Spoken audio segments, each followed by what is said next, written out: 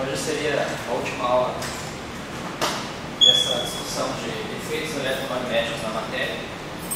E o que eu pretendo fazer, essencialmente, essa aula é discutir como a gente pode conectar o eletromagnetismo não linear com a matéria. Mas antes disso, só recordando a ideia básica que a gente fez na aula passada.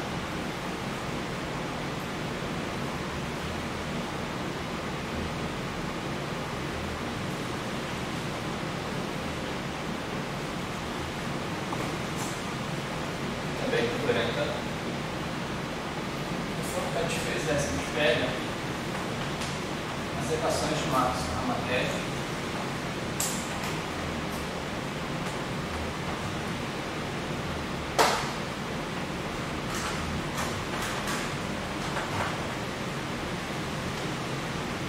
e acrescentar outras informações, que é a fixação da direção de onda, direção de propagação da onda e ou polarização,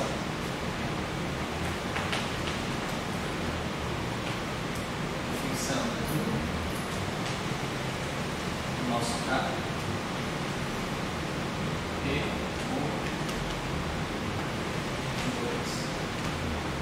o nosso E. A ideia é isso. Definindo os nossos PIH. Com essas informações, a gente mostrou que é possível sim resolver casos mais complexos.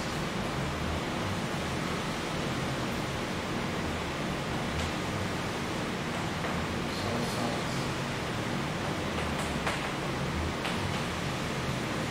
particulares.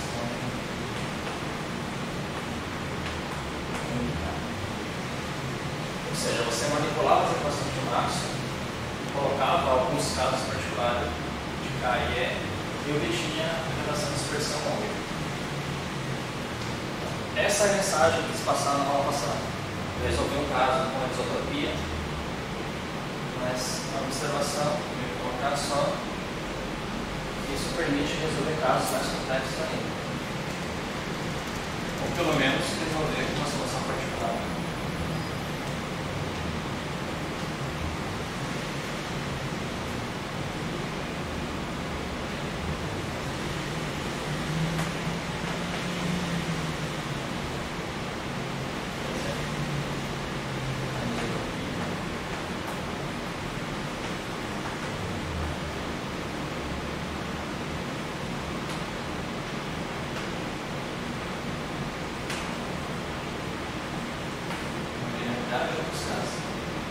Eu fiz com esse daqui.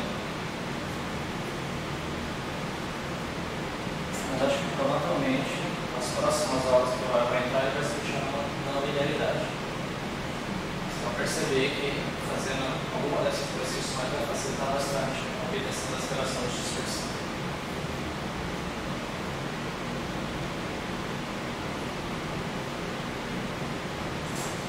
É o que falta para complementar essa aula, que eu tinha comentado que eu ia fazer, a gente fala em fixar cada bem. Você bota lá a direção Z, por exemplo, ou no plano XY, e assim por diante. Mas falta discutir um pouco a questão da polarização, que é mais uma complementação da aula passada, que é, vou discutir aqui quais são os casos mais usados de polarização, que é linear e circular.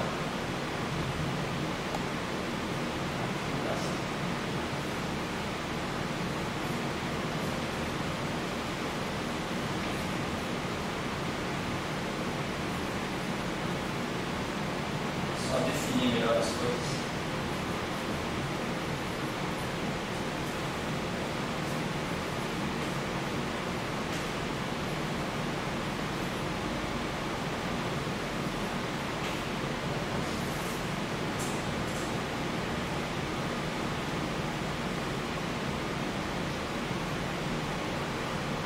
Os casos mais usados.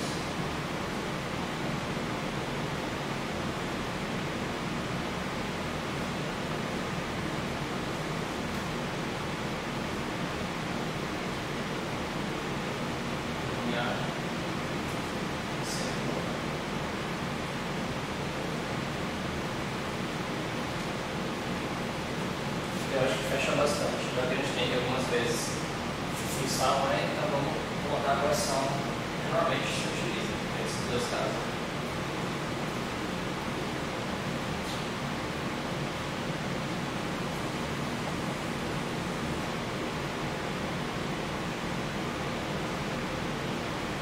Eu vou tomar um caso bem particular, mas é mais para simplificar a discussão. Eu vou escolher um sistema de coordenadas tal que o nosso campo elétrico está no plano x.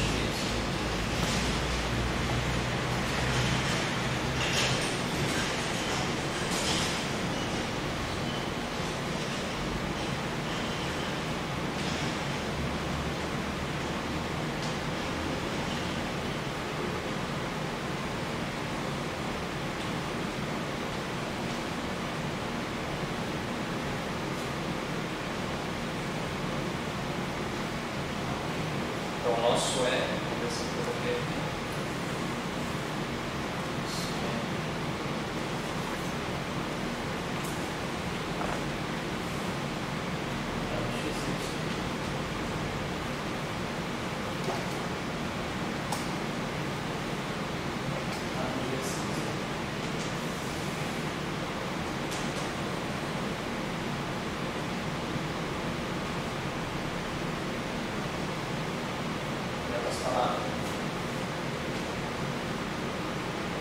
O NX nosso eu vou definir como sendo uma amplitude de 0x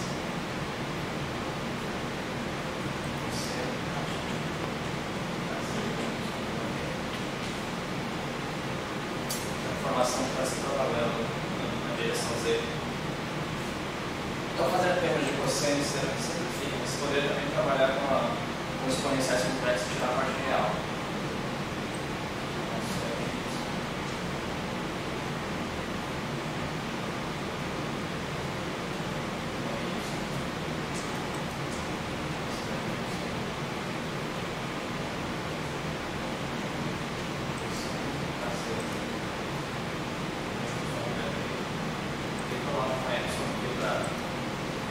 Não necessariamente eles estão em fase.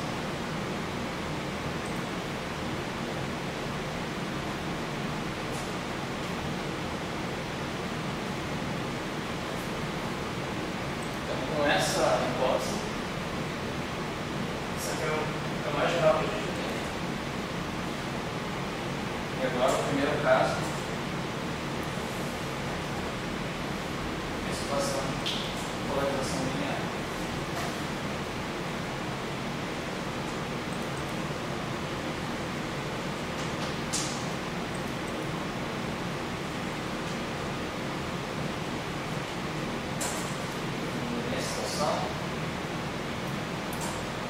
Em vez de fazer o caso mais geral, vou tomar alguns exemplos.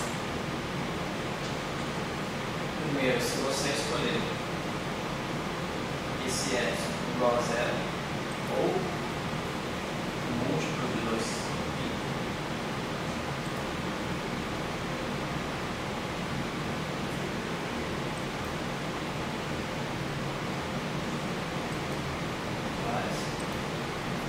a gente disse que as ondas estão em fase. Os componentes estão em fase.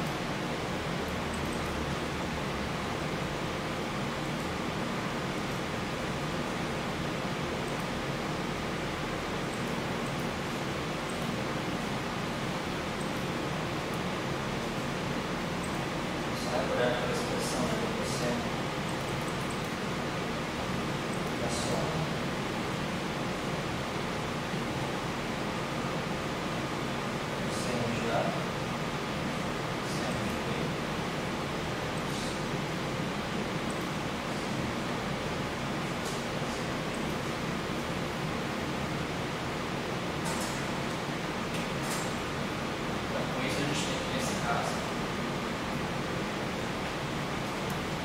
Nosso campo elétrico fica,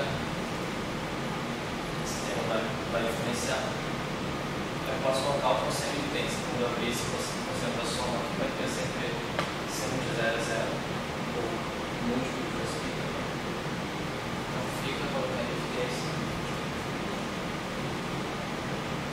X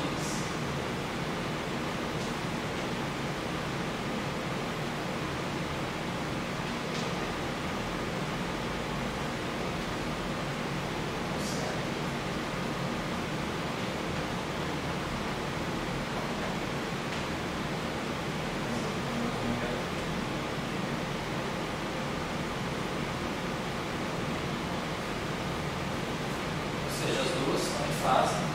Se você começar a fazer um desenho,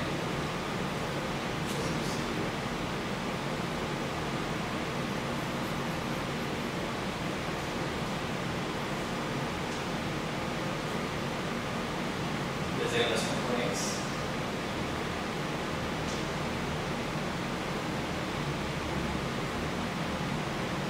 Ao princípio, não sei se o desenho ficou claro, mas é para ter a mesma magnitude dos componentes y e x.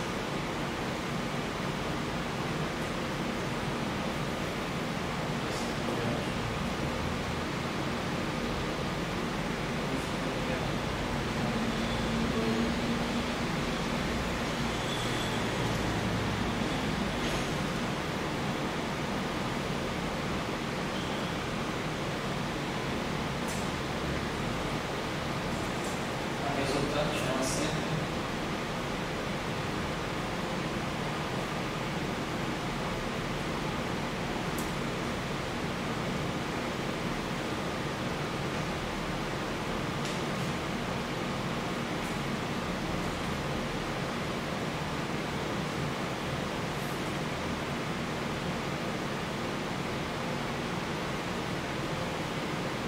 ou seja, ela vai ficar oscilando entre esses casos aqui. Isso aqui é importante, o fato de a gente colocar essa discussão de ser linear, porque você nota que o plano de oscilação do campo elétrico é correto, o plano de x.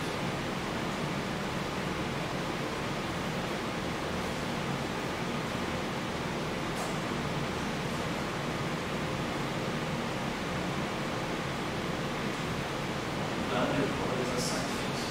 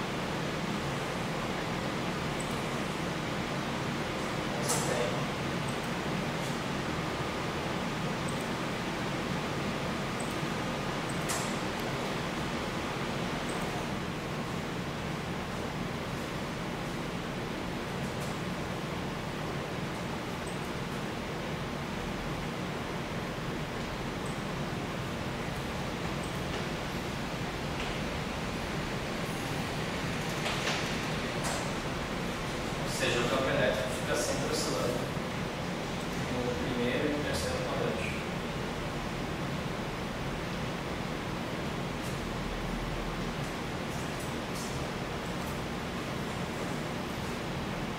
Então, sempre que acontecer, você colocar umas componentes e o plano ficar sendo formulado reto, a gente diz que é uma polarização linear. Aqui no caso em que as ondas, as componentes estão em fase.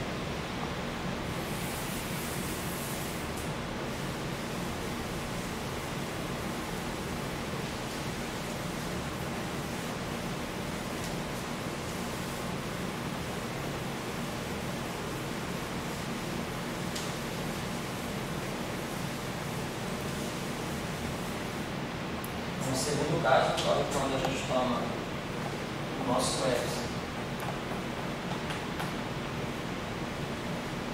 e a maioria aqui, mais ou menos.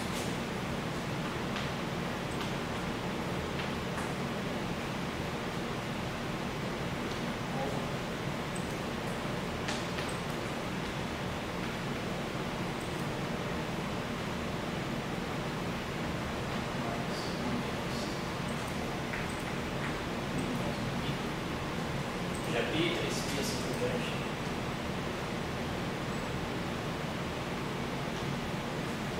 Nesse caso, vai aparecer um conceito de pi aqui, ou múltiplos ímpares, e vai ter um sinal trocado na componente x e y. Vou colocar. Você relaciona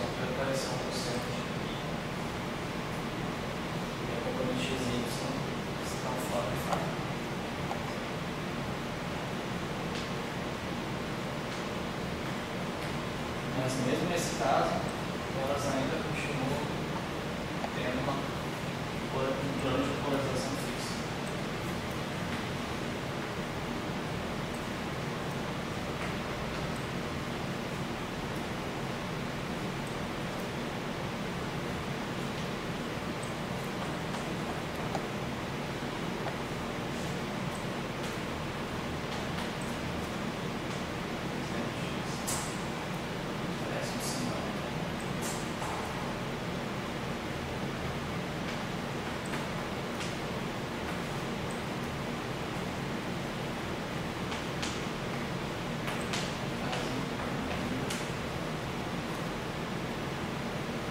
Nesse caso a discussão é similar, só que o nosso plano de polarização é outro.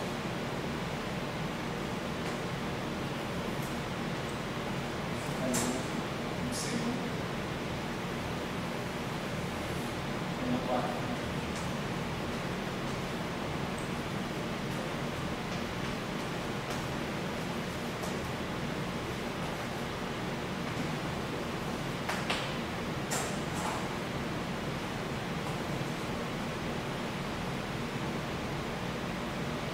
Isso já deu para pegar a ideia, em geral.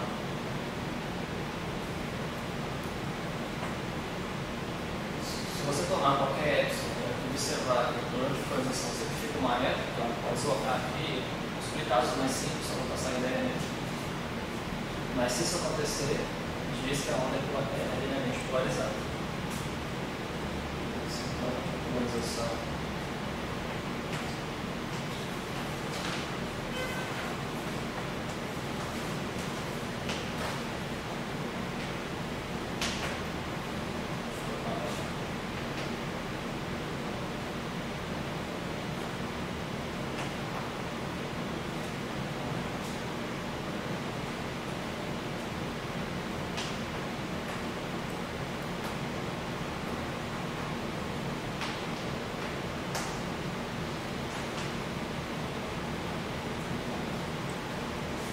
As hipóteses foram mais para simplificar, mas são mais simples.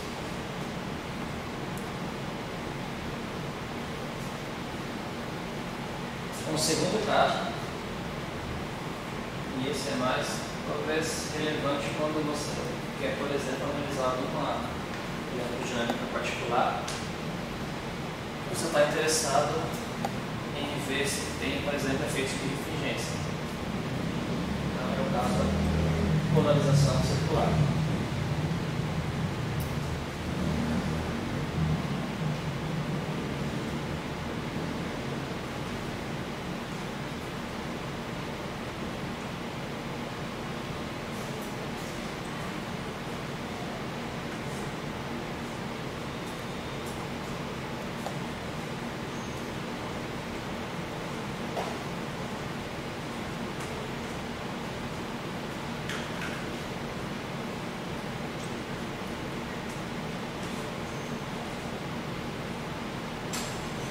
Primeiro caso, você toma dentro dessa situação. Nesse caso aqui que a gente está analisando,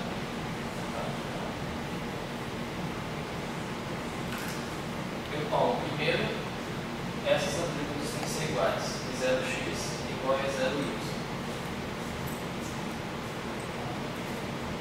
Vou chamar de mais zero.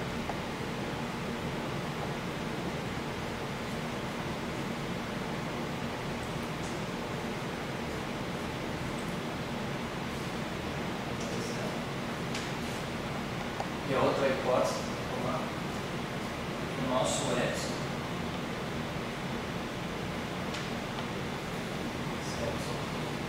ele vai ser menos que sobre 2, ou múltiplos de 2, menos sobre 2, mais ou menos.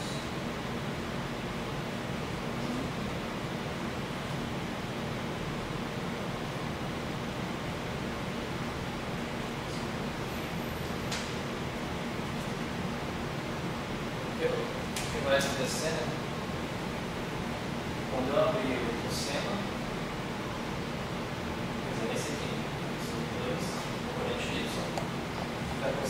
casa D menos ômega T, cosseno de π sobre 2 vai zerar, seno de casa D menos ômega T e seno de menos π sobre 2. Isso é a função ímpar, parece mais seno do argumento. É como se eu tivesse essa componente aqui e a componente y com fator certo.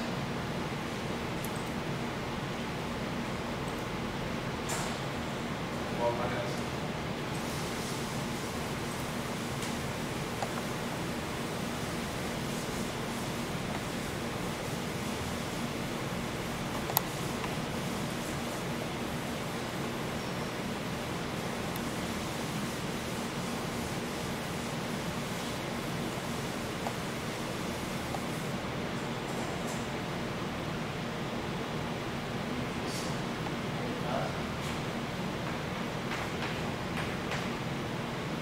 Colocando o zero por isso, ficaria o x por cento.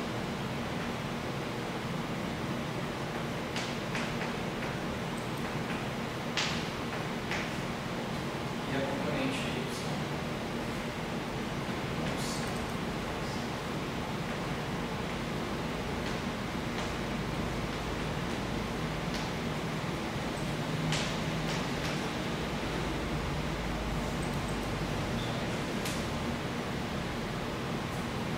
A primeira observação é que se você calcula o módulo desse campo elétrico, o fato de ter um cosseno e seno, fazendo tudo escalar, vai ter que o módulo é constante, igual a zero.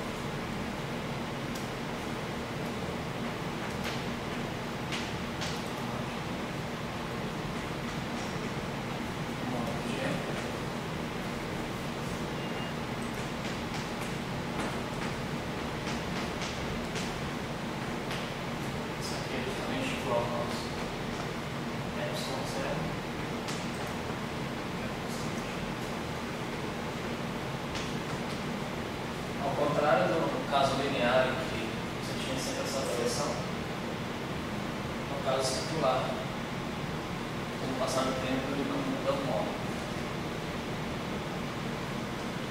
Mas, o que a gente tem nesse caso,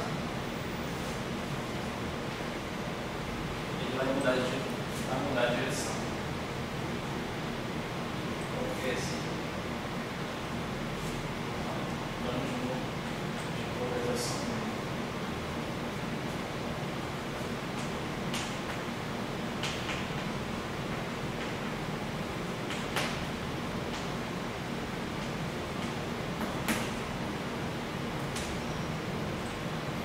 Vamos tomar para enxergar isso. P igual a zero. Nosso campo elétrico, eu vou colocar vai zero.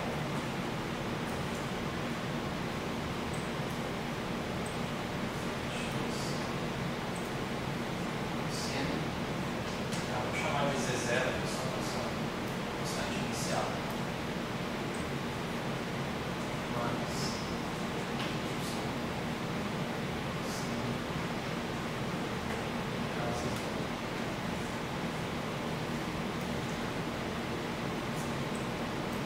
Esse seria o instante inicial. E se eu agora escolher um instante t igual a kz0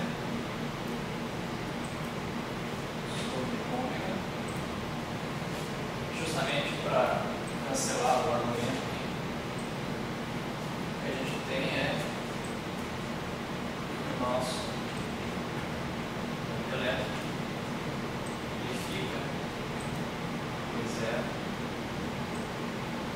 na direção x. Justamente ficaria o seno de zero e o seno de zero é zero. Em outras palavras, nesse caso é como se eu tivesse assim.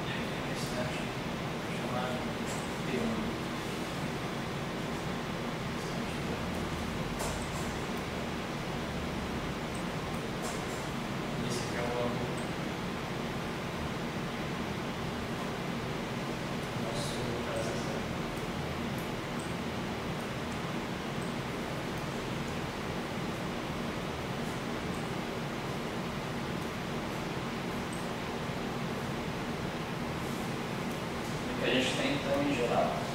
Ou seja, é um círculo, né? Um pedaço é um círculo.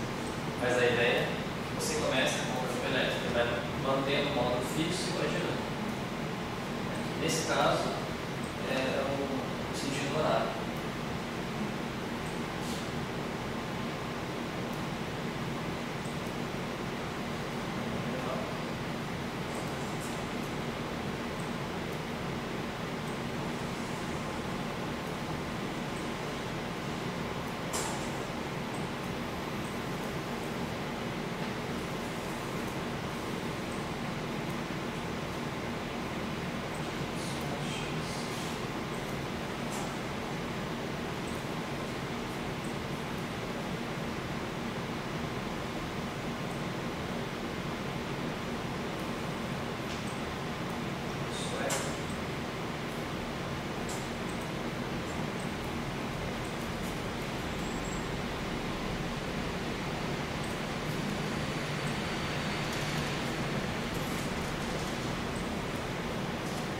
Isso que a gente colocou, né, quando o caso é zero,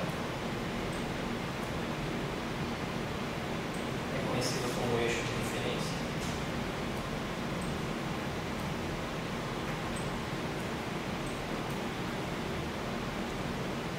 Aqui é um caso,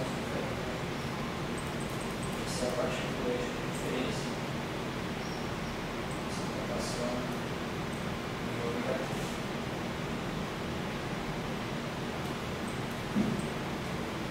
Seria a situação. Conforme o tempo, o campeonato vai passando para você chegar.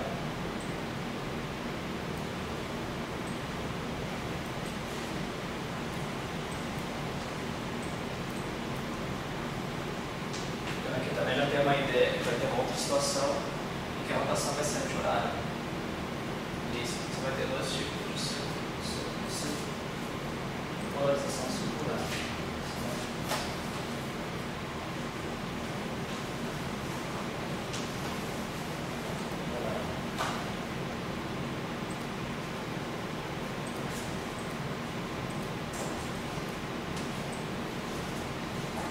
Quando a rotação é horária, a gente diz que a convenção, pelo menos no ponto dos livros, é falar de polarização circular na direita.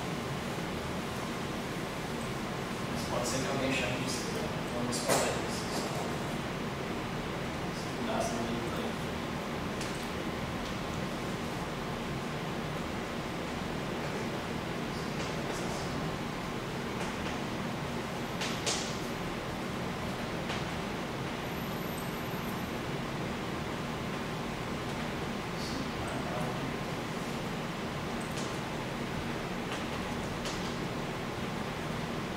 Diferente do caso linear, que você vai, o campo elétrico de fato vai alterando a direção, só que ele mantém uma ordem constante.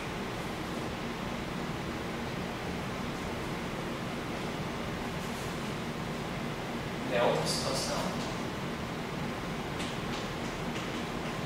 seria o caso em que você, ao invés de tomar menos pi sobre 2, que esse sinal aqui, responsável por esse sinal.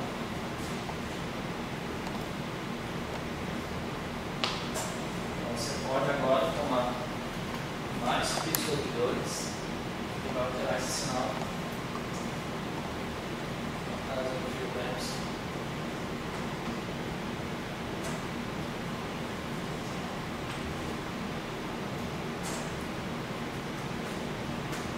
Mais pi sobre 2.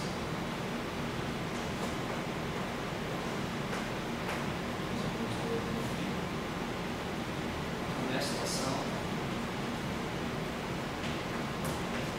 nosso F é zero. É x cosseno.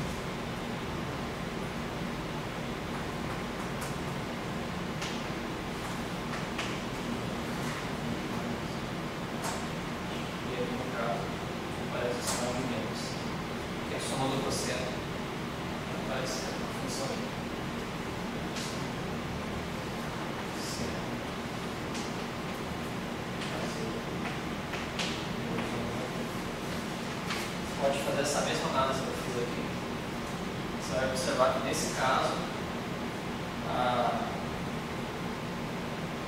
rotação é anti-horária.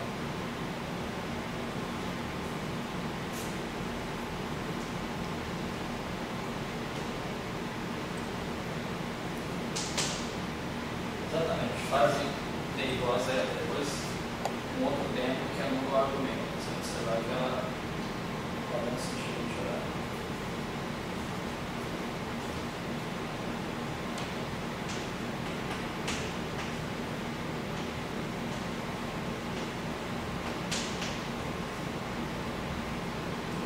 Horário é o também de polarização.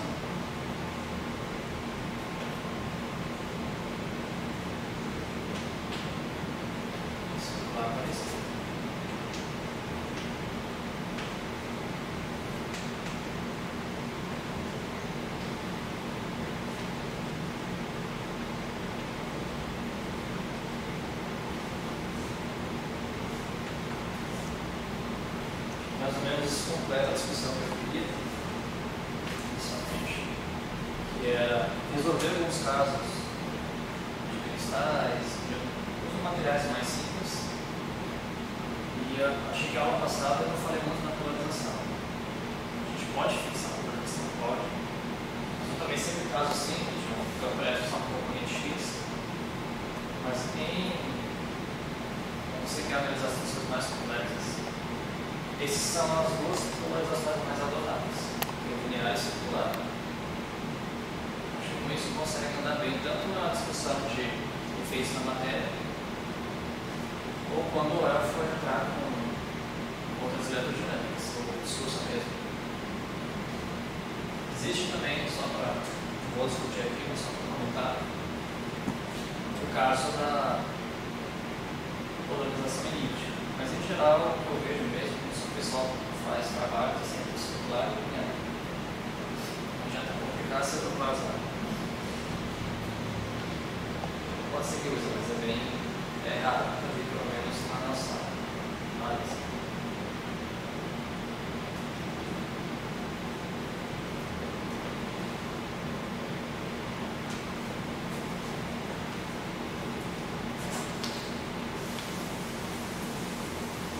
Terminando essa complementação da aula passada, vou entrar agora na questão da eletrodinâmicas não lineares.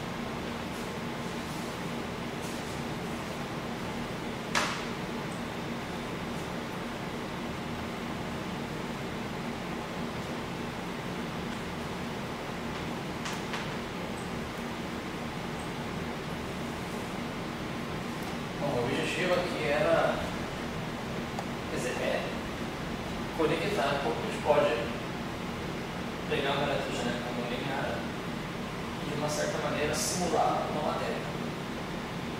Então, essa discussão esperava que o Léo tivesse começado a eletrodinâmica não linear.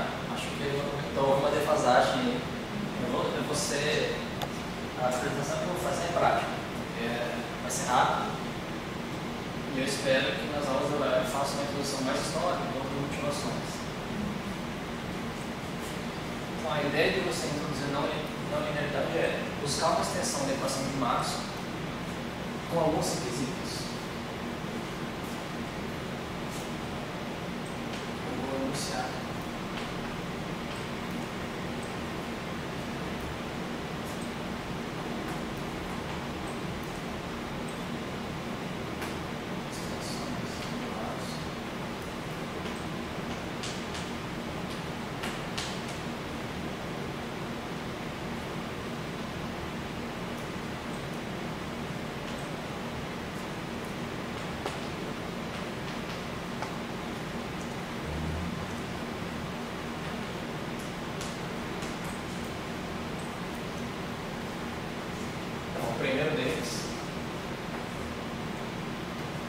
é que eu vou buscar um eletromagnetismo e que eu só tenho um campo só.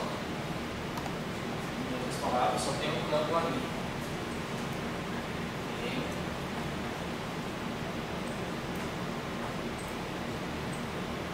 E já exclui o modelo do Shaw, né, dos 4 campos, só para restringir só um campo.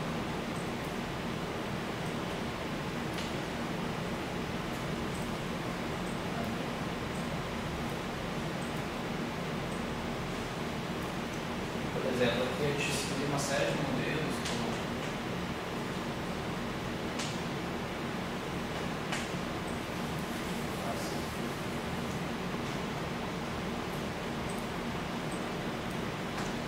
o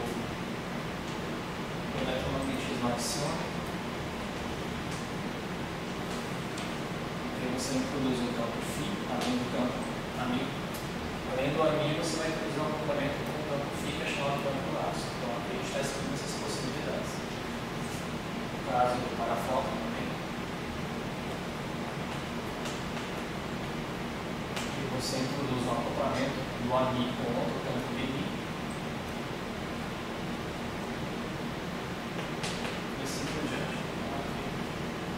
Claro, você pode introduzir não linearidade na presença desses campos, mas aqui a gente não está levando em conta essas considerações.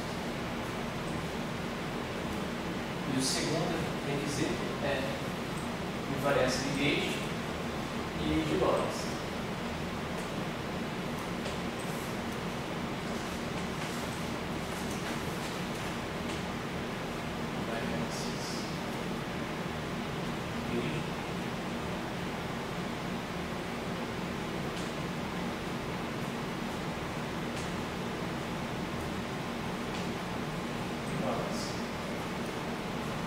Como que você implementa invariância de gauge? Você trabalha com F1, ou seja, com tensor de intensidade do amigo. E de Lorentz, você escreve o negócio de uma forma tensorial. Então, se a gente introduz o nosso F, duas possibilidades. Eu coloquei a aplicação.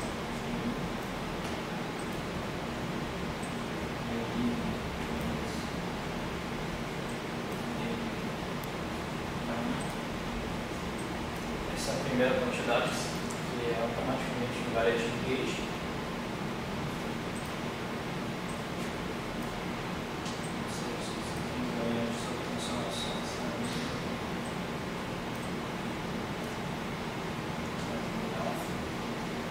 E outra possibilidade, que a gente está fazendo em 4 dimensões, é trabalhar com o dual.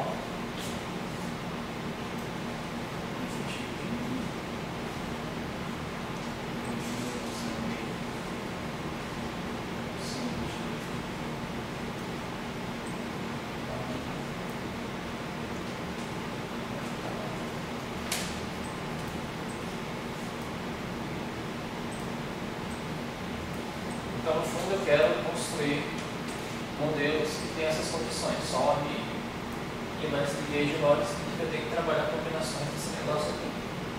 Então, isso restringe possibilidades, que é trabalhar com duas quantidades, que eu vou chamar de F, esse F fresco. Depende do livro, o fator é diferente. Aqui eu estou usando menos um quarto. F mini. Isso me garante invariância de gauge e invariância de Lorentz. Além disso, eu estou só contando. E a outra quantidade que você pode definir agora é a combinação envolvendo o F pontual.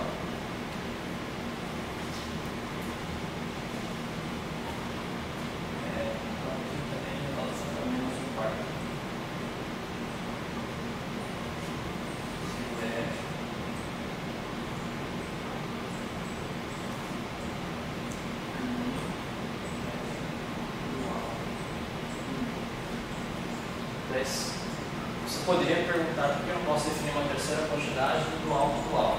Você poderia definir, mas quando você abrir as contrações do F, você vai estar em combinações desses dois caras aqui.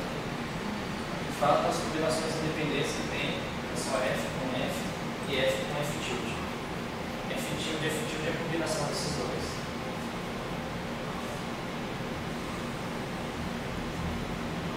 Então, com isso, o que eu posso dizer é que um lagrangiano geral, não linear no caso, vai ser funções desse F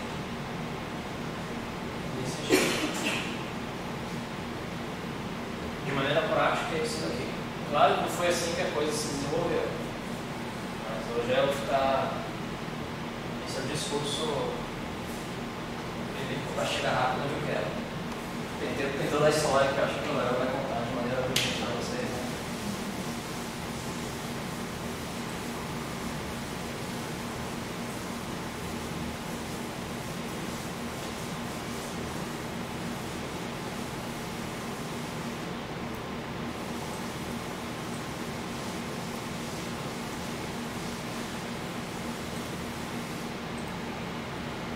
Então, a ideia é a gente começar a particularizar lagrangianos que tenham funções de FG.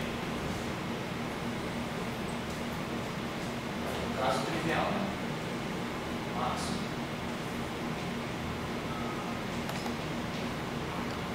Nosso é simplesmente o próprio F. Ou seja, uma coisa linear em F. Você poderia também pensar definindo L de G. Linear em G. Só que você pode mostrar que se você colocar só potências de G, esse negócio aqui é uma derivada total. Dá para mostrar isso, fazer integrações por partes.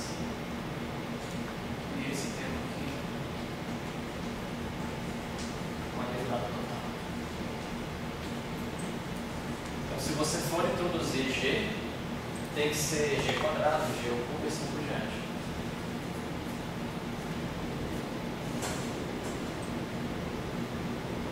Então, esses são os casos triviais. Né? Trabalhar com exemplos.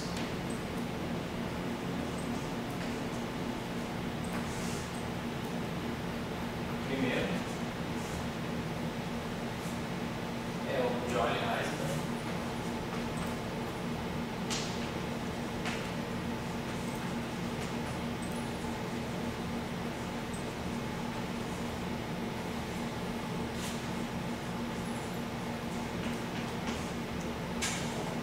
E é o caso em que o lagrangiano é dado por máximo, ou seja, F, mais o H5 parâmetro A1, F quadrado, mais A2, G quadrado. Daí a contribuição não linear é justamente o fato de ter F quadrado e G quadrado. Onde esses A1 e A2 são constantes.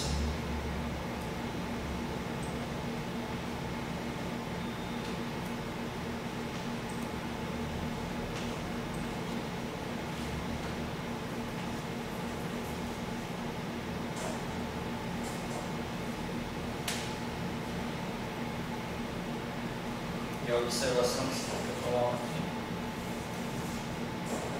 é que a maneira com que Euler Heisenberg produziu a eletrogenética deles é, no fundo, isso que pode ser compreendido como se você pegasse uma QD espinorial, QD tradicional mesmo, e você efetuasse uma integração dos férreos. Ou seja, no fundo, isso aqui pode ser interpretado como uma teoria efetiva, onde você integrou os graus de liberdade do ferro. Mas não foi exatamente, quer dizer, eles deram jeito. Hoje se entende que você chega, se você fizer exatamente esse cálculo, você chega no caso de Euler Heisenberg. Agora, entender como os caras na época deles conseguiram fazer essa conta, o artigo é complicado. Entender essa mágica que eles conseguiram. Mas é o que eles tinham em mente, assim. Vou colocar assim, pode ser.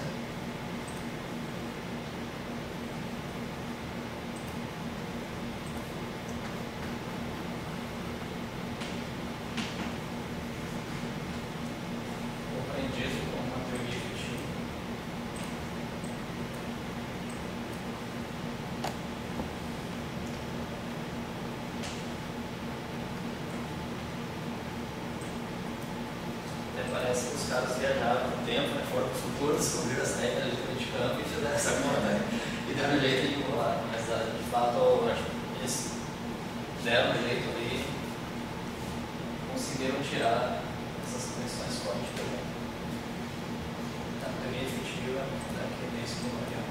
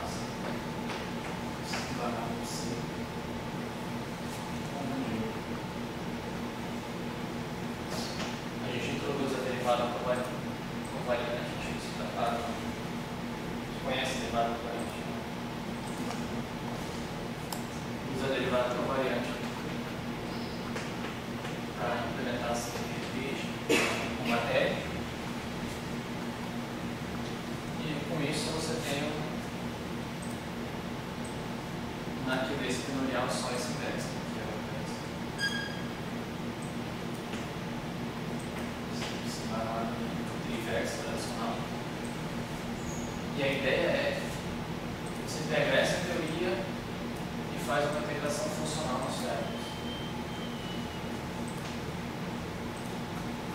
Colocar assim, uma integração.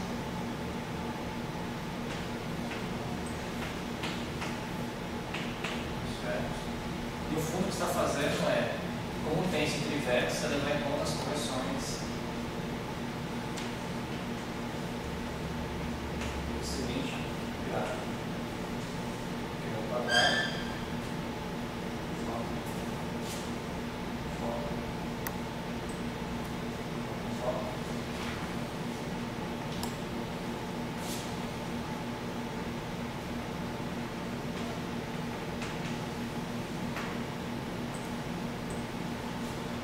Se você levar a integração ferro, que no fundo você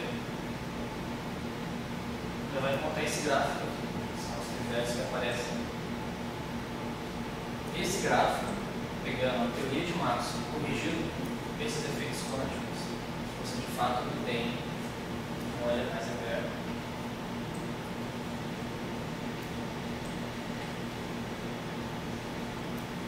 E os constantes, que eu não coloquei os valores, mas é importante dizer que elas não são iguais, são diferentes, mas elas carregam a mesma ordem.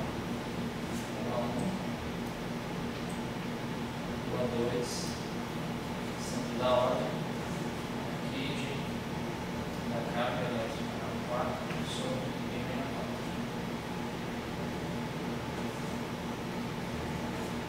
Então a gente vê que é Maxwell, mais correções que vão na carga elétrica na qual potência massa do ferro. Então aqui você consegue reconhecer que é um parâmetro de massa. De fato, esse parâmetro de massa vem você obter uma teoria efetiva desse padrão de espinorial.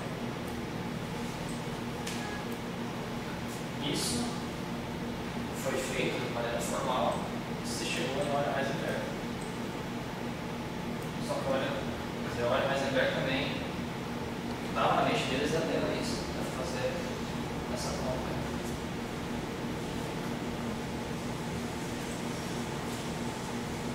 Quem quiser refazer essas contas,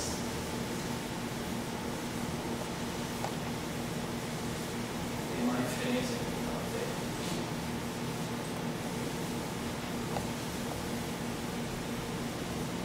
Aconselho não tentar, porque é muita conta. Mas pelo menos uma vez na vida dá uma olhada no livro.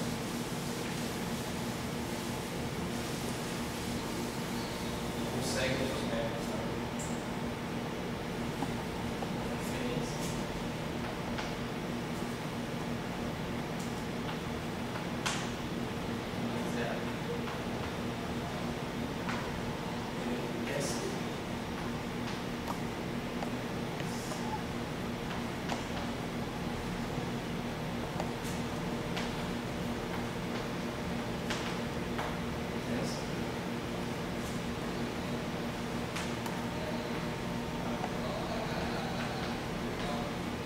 Já é um livro antigo.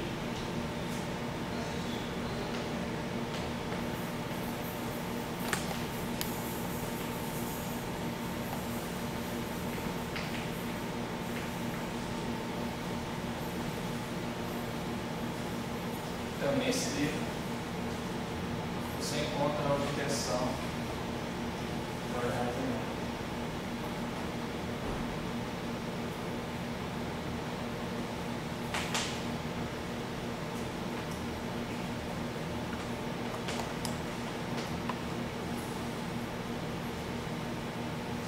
São exatamente isso que eu coloquei esquematicamente ali.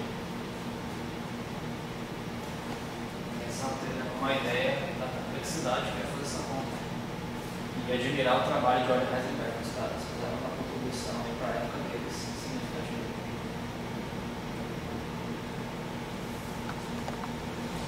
Mas assim, você não deu honesto, né? Hoje fazer esse tipo de conta no braço é meio loucura. Tem computadores para fazer essas coisas. Tem até programas que você bota para grande já te dá as próprias regras de Final, se funciona.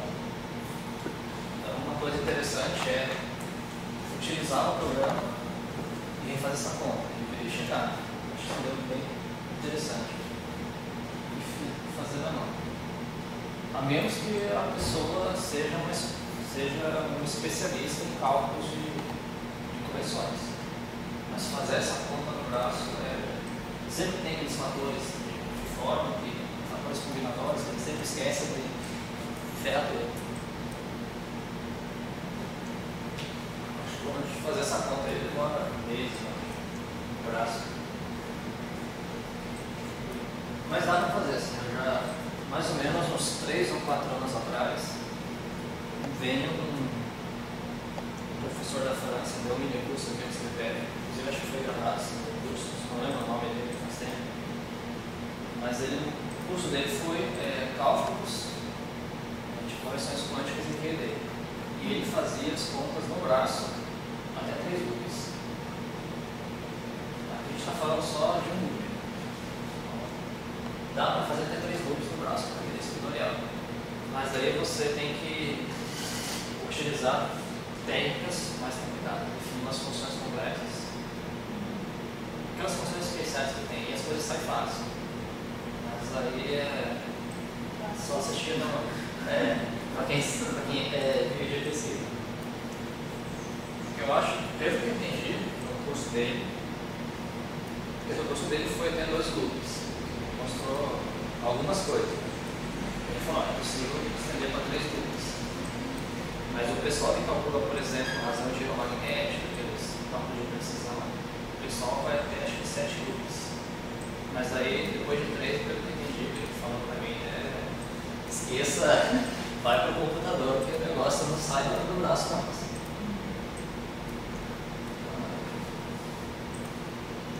Mas aí é interessante ver passar, dar uma olhada no livro e ver como que são feitas essas coisas. Só para se assustar no tamanho do cálculo. Uma outra referência que eu acho interessante é o livro do Exatos.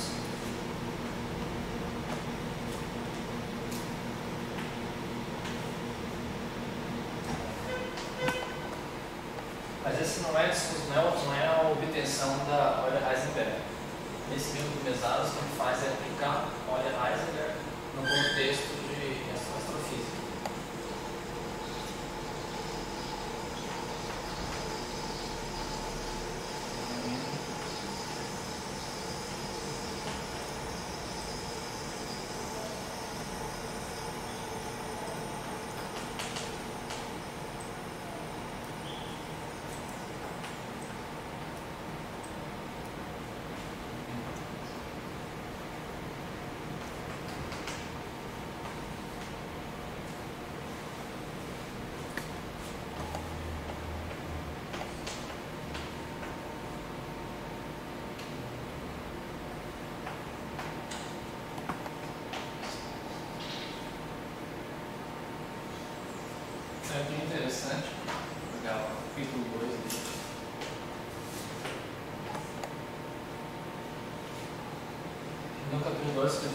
quiser aplicar, você estudar Euler Heisenberg no cenário, no contexto, como estabelecimento.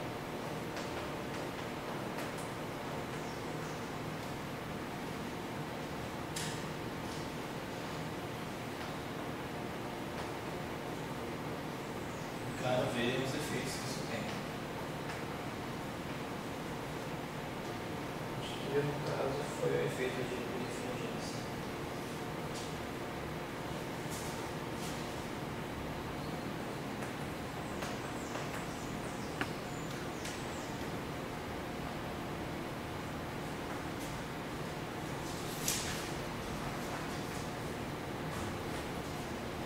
No fundo, se você calcula o índice de refração,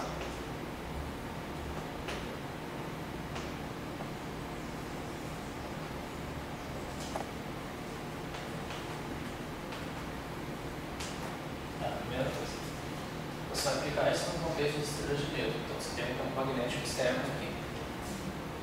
E aí você vai calcular o índice de refração quando está paralelo ou perpendicular a esse campo elétrico, que é magnético. E você observa que esses dois caminhos são diferentes. O índice de refração paralelo ele é diferente do índice de refração perpendicular. É só para a ilustração, se você colocar o campo magnético da Terra,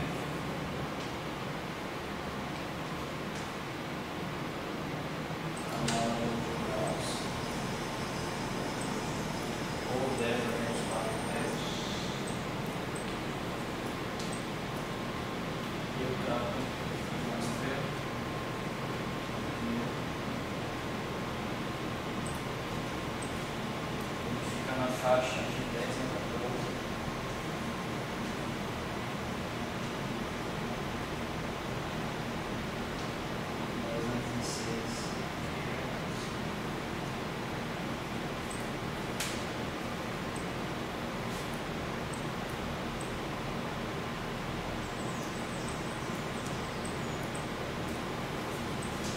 Que na verdade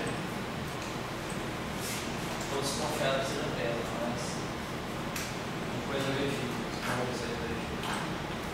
Coloquei gauss, mas todos confiaram que seja pedra. Mas no fundo são potências muito maiores que a da Terra.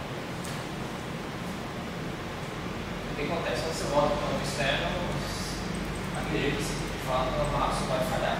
Chega nesse magnitude de efeitos. E com Euler Heisenberg, ele observou efeitos de divergência. Esse é o meu trabalho. Esse livro faz.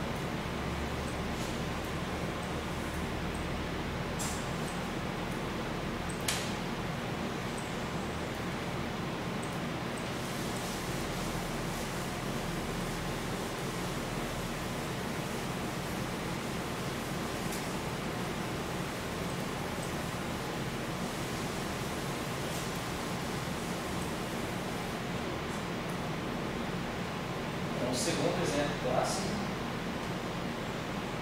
é o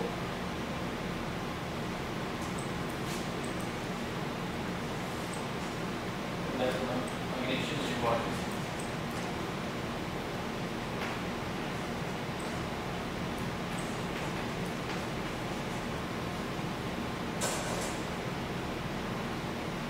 Lagrange nos verdes.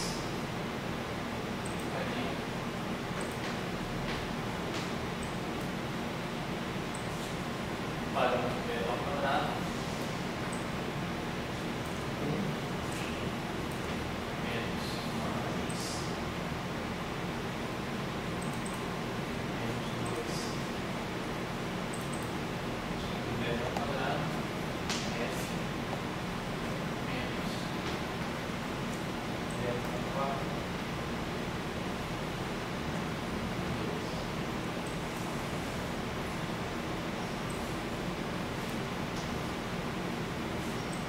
Então, esse é o modelo de Born dentro para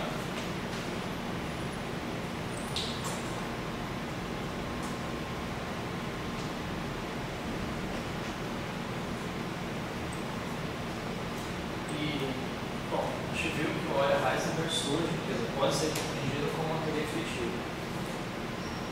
O Bohr-Infeld ele nasce com outra motivação, que é, se você calcula o campo elétrico para um caso do campo eletromagnetismo de Maxwell, você observa que na origem ele é infinito, ele diverge na origem. Então o Bohr-Infeld entra com a motivação para resolver esse problema de singularidade. Essa foi a motivação inicial do Bohr-Infeld. Depois surgiram outras coisas.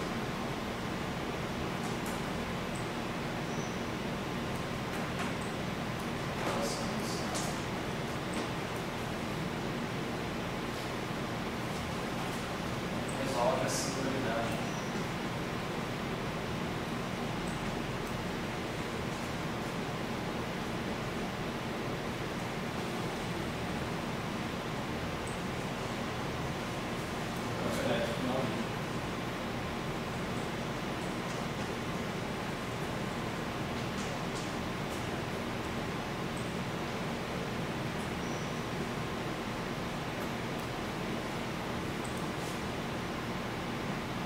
Essa ideia que pareceu inicialmente boa. Bom, depois passou mais um tempo, algumas décadas, você observou que se você pegar uma teoria de cordas e tirar o modelo efetivo de cordas, você não ganha massa, você ganha Bohr-Infeld. Então ele reaparece. Mas pode ter Max também, mas tem umas 3 soluções de cordas que não podem. Então aparece como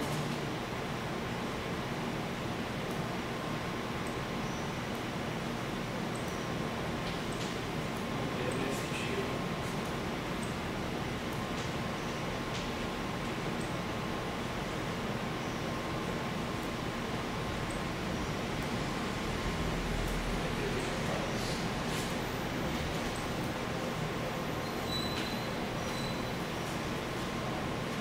Depois que saiu o trabalho nessa direção, que houve uma reviravolta assim, na comunidade, no negócio da hora, o negócio virou uma roda, mas assim.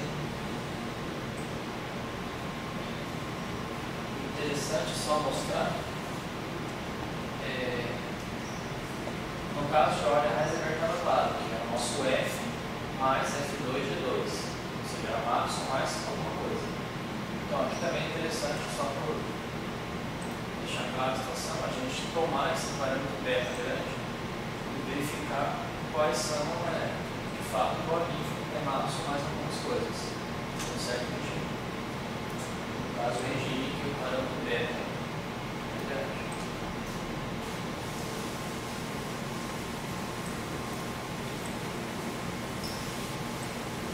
Sempre, quer dizer, não sempre, mas a ideia básica assim é você propor uma extensão de Maxwell, mas entre algum certo limite você tem que cair em Maxwell, senão talvez seja mais difícil você computar o trabalho. É só lembrando a expansão da raiz.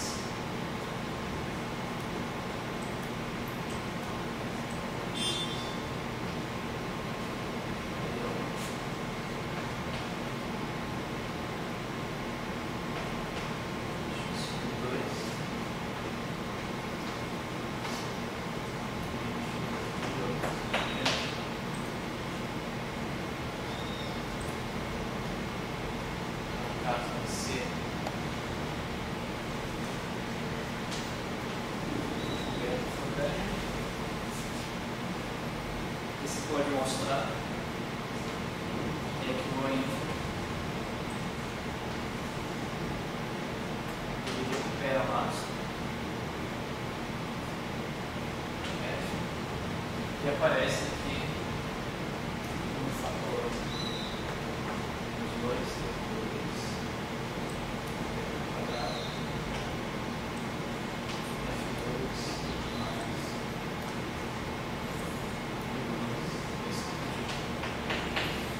começa a aparecer potências mais maior. Ou seja, utilizando a expansão da raiz, de fato, você tem mais correções. No fundo, o que a gente tem aqui, você obtém algo parecido com o Euler-Heisenberg. Não não é exatamente a Euler-Heisenberg, porque a Euler-Heisenberg tinha constante A1 e A2 que eram diferentes. Aqui essas constantes são iguais. Mas onde tem a mesma estrutura de Euler-Heisenberg.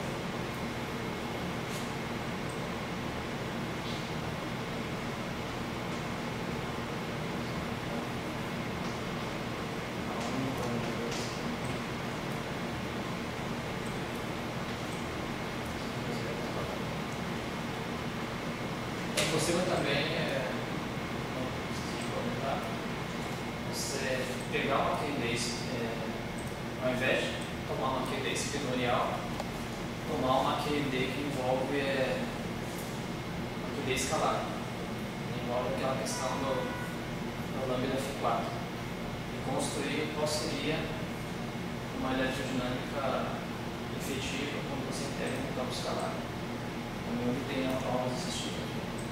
Só claro, considerando que são coisas diferentes. Então, mas isso não era a ideia do Euler-Heisenberg, que o pessoal faz. E outros métodos, por exemplo, o método de Schwinger, que é como a questão de como tirar leis efetivas tem vários métodos. Ou a integração funcional, o método de Schwinger, e assim por diante. Tá, então, coloquei a primeira motivação, que é resolver a questão da singularidade. A segunda, modelos efetivos de período de corpos. A pessoa abriu parênteses para mostrar que o Bohr está recuperando o ápice sobre o limite, tá? O beta grande.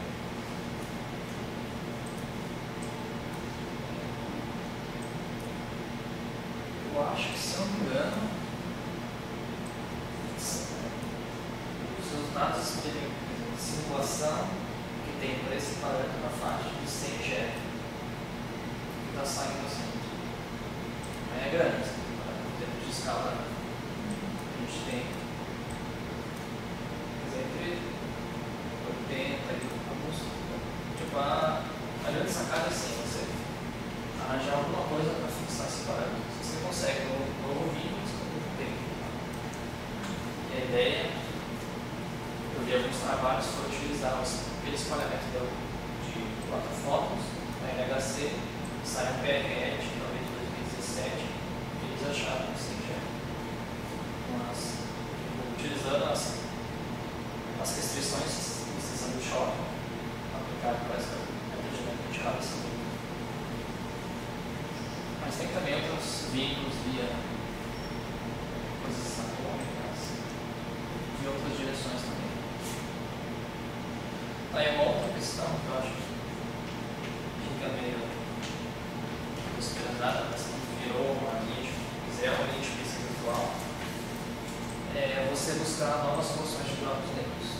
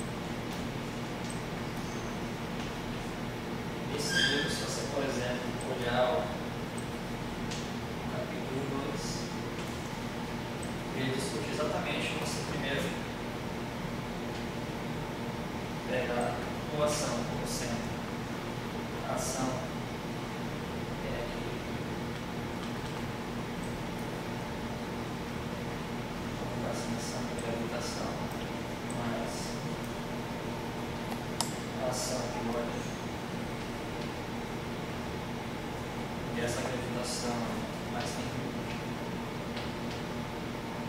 Ou seja, a gravitação básica.